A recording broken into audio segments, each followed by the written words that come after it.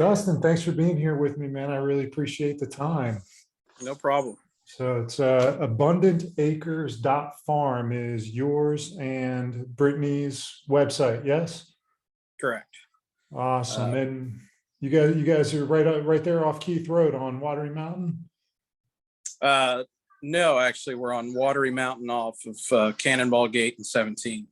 Oh, I got you. Great. So tell me about Abundant Acres. We started the farm about 2 years ago, beginning 2020. Um, just looking to get out of what I was doing at the time, which was retail sales, uh, which was a bad time to be doing that with COVID coming around. I got out just before that really hit. But the idea behind starting the farm was to be able to offer clean produce. We don't use any spray or chemicals in our processes. So we really wanted to live a little bit cleaner, be able to provide that to people around us, family, etc.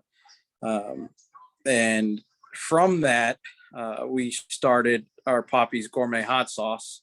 Not sure if you're familiar with that. Many people in Warrenton are. Yeah, And I've seen that's it on your website, but I haven't actually had it yet, but I definitely will. come by the farmers market Saturday morning. Excellent, excellent. I'm on Uh, a little bit of a hot sauce kick lately. The most recent one I've been digging in on has ginger and butternut squash in it. Funny enough, very cool texture. What's your favorite one? Probably our most popular, more of the original, is our Scotch bonnet. It's a good middle of the road heat. Lets you know you're eating hot sauce, but doesn't remind you later on during the day. Yeah, there you Uh, go. Here it is. Red serranos, jalapeno, bell, a couple other peppers. Good on eggs, pork, beef, chicken. And as a dip, you mix yours with barbecue sauce. Uh, yeah. awesome.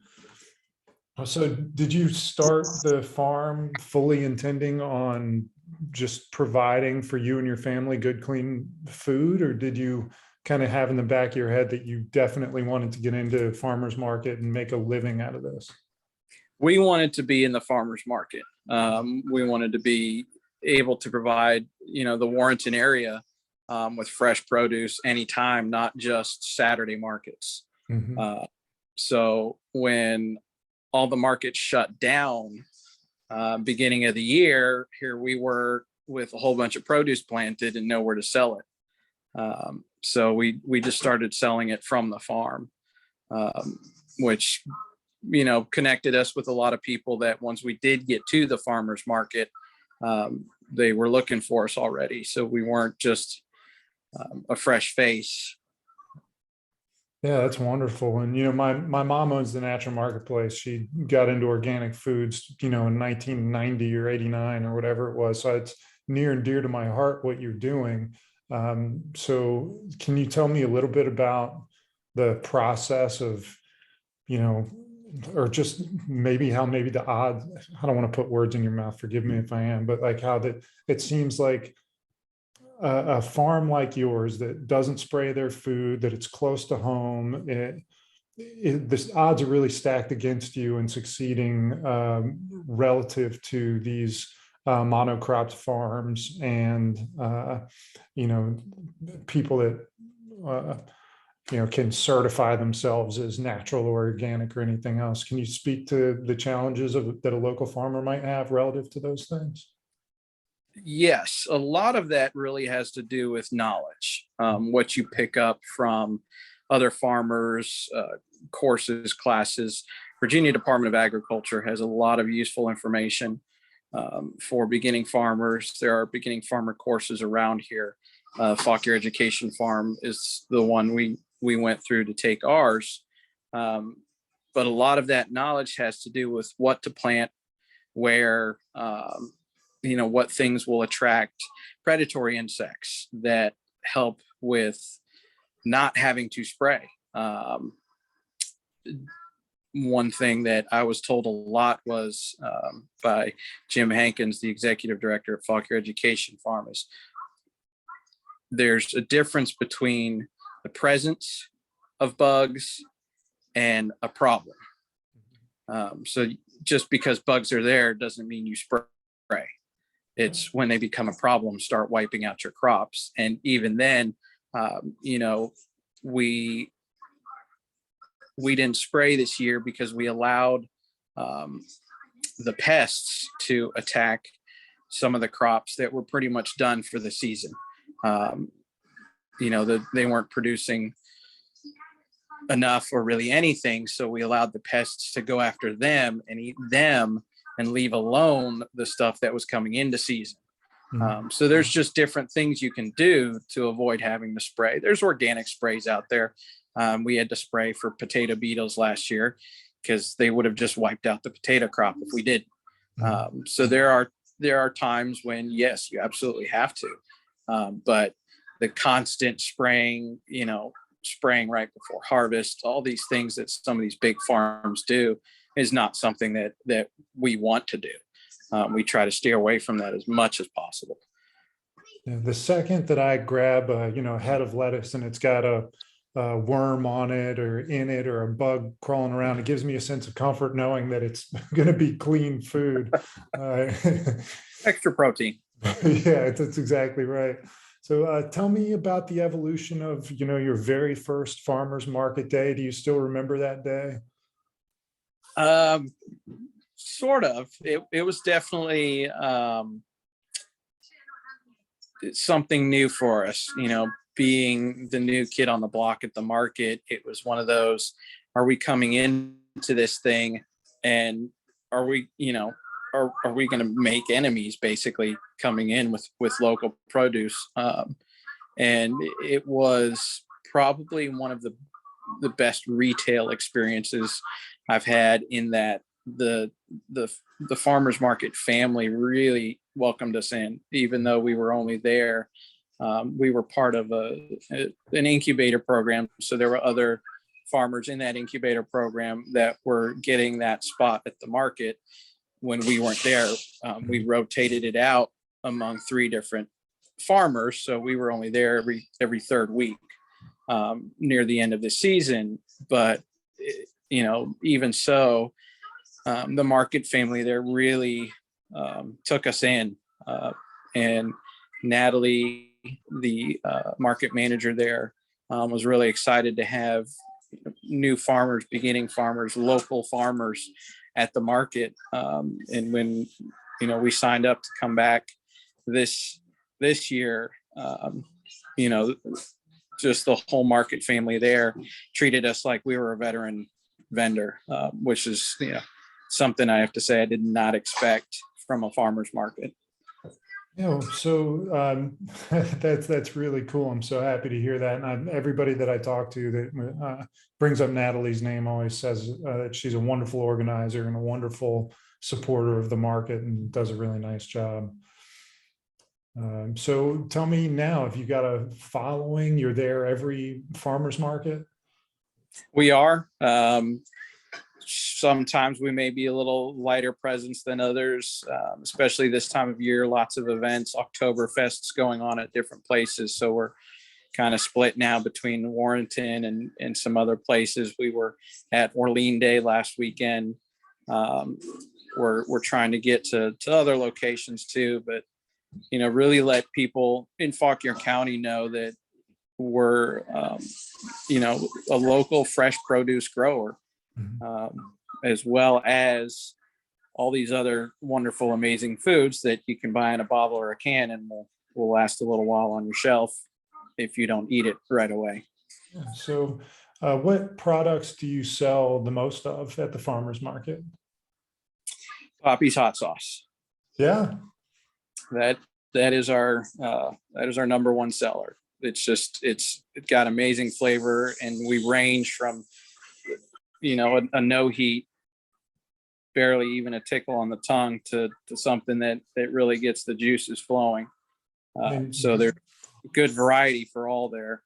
Yeah, it looks like you've got on your website, let me see, 1, 2, 3, 4, 5 hot sauces, and then pepper powder. What is a pepper powder? So pepper powder is, we take peppers and dehydrate them, grind them up, and then we'll combine them with something like our Scotch bonnet is I believe that one's our smoky mango habanero. So we'll mix other powders, a smoke powder, honey powder, mango powder, and create this amazing, not really seasoning as it's straight powder. There's very little substance to it, but there's a ton of flavor in a little bit that you would sprinkle on whatever food you're putting it on. We also have our rubs that we've come out with recently that we've really put out in the last month or so that aren't up on the website yet. But a pork rub, a barbecue rub, chicken, rotisserie chicken rub, potato seasoning. We're looking at a hickory steak seasoning coming up, an Asian barbecue. So peppers, we're finding all kinds of fun things to do with peppers. Yeah, that sounds amazing. And it sounds like you guys are pretty creative as well. Like, who's kind of the creative mind behind creating the sauces and the powders and the rubs? That would be Poppi. Yeah. The hot sauce is his original make for family, friends, for Christmas for the last several years. His dad loved hot stuff, hot sauce, anything hot. So he was always looking for the next hottest thing to get for him. So this is, one passion that he had that we just kind of wanted to continue, and starting the farm allowed us to do that by growing our own peppers. Because a lot of the stuff that we make is either not easily available or not available at all as far as the variety of peppers that we use. So you are growing them. You have peppers that are unique relative to other people making hot sauce. You're mixing up things that other people either don't have, can't get, or don't bother to grow, or don't bother to sell in large enough quantities. Okay. There's a world of hot pepper hobby growers out there, but they'll get in maybe a pound to 2 pounds every year. So they're not growing for commercial production, so to speak. They're growing for personal use. The ones that are growing for commercial production are growing the ones that are popular in grocery stores, restaurants, that kind of thing. So the really hot, flavorful peppers that we like, we have to grow it ourselves. There's just really no way to find it in the quantity that we need. That's really neat. I love just the concept that you kind of have touched on a couple of times.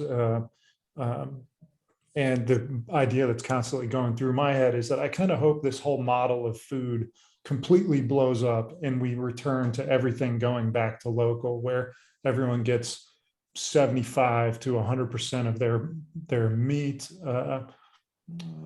dairies and produce locally. It just seems to be the sustainable, healthy way to do it. And I appreciate what you do very much. I don't have any inclination to being able to do it at all.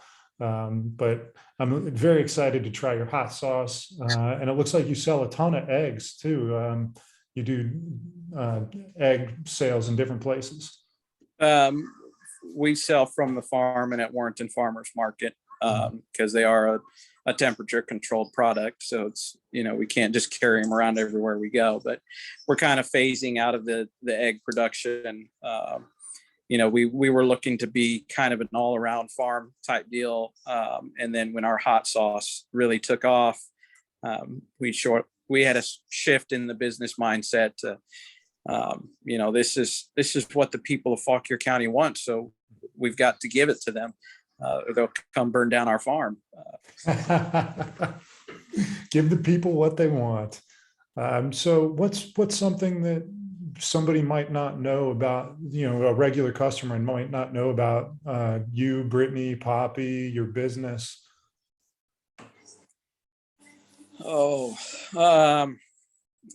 Pretty much everything we make from what we grow. Or things that are given to us. we had a lot of people asking for peach jelly, and one of the other vendors at the market gave us some peaches that were, not sellable quality peaches. They were still edible, but nobody was buying them. So she gave us the peaches. We made peach jelly. So we're, supporting another vendor through, we use spices from Chicago Farm. So we try to keep it as locally produced as possible. If we're not growing it, we're getting it from another farm or vendor that does grow it or make it in Fauquier County. We made a strawberry jelly this year with strawberries we picked from Green Truck Farm in Markham. We could have easily gone to the grocery store and bought strawberries, but they wouldn't have tasted as good. So, we have a lot of people say, I don't care where you get it, just make me some more of it. But to us, that, we want to keep it local.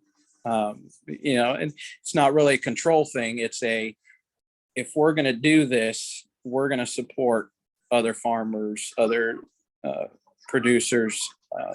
And that's really what we want to encourage is, not to be selfish and keep it in the community, but be selfish and keep it in Fauquier County and, grow these farms, grow these producers. And there's quite a few good products out there at the Warrenton Farmers Market from local producers that could do very, very well if promoted outside of Fauquier County. And some of them do. That's awesome. So as a seller, you're at the farmer's market on a regular basis, but I'm sure at some point during the day you become a buyer as well. Like, what's one of your must-haves every week, or one of your favorite items to get from another vendor at the farmer's market? I don't get to shop much, as much as I would like to. My kids love going to Sue's Pies and getting bread or pies from Sue's Pies. We try not to hit up Freed's Biscuit every week, but it's a very hard thing to do. Mm-hmm. But there's a couple of my kids love kombucha, so they're always running over to Mad Magic stand to get some kombucha. But there's such a wide variety of product at Warrenton Farmers Market that you really can't go, well, this is my favorite place to go. Not counting Freed's. You can't count him. He's in a world of his own. Oh, that's awesome. Well, I appreciate your time so much, Dustin. I look forward to seeing you at the farmers market. And I want to wrap up just by giving you a quick opportunity to talk about where people can find you, when they can find you, your website, and any social media that you might have that people could follow you. Absolutely. As always, at the Warrenton Farmers Market on Saturdays, swing by the farm and pretty much any time during the week, as long as we're here, right off 17 Watery Mountain Road. We're trying to hook up with some local farm stores. Our hot sauce is available for resale, so we're trying to wholesale it to some other small stores, farm stores, that kind of thing. Mm-hmm. So any farm stores out there that want to carry the universal famous Poppi's hot sauce, just give us a shout.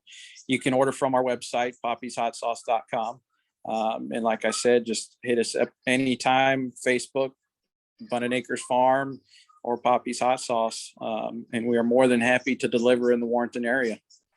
That's awesome, Dustin. Thanks so much. And we'll see you on Saturday. All right. Thanks, Tyler.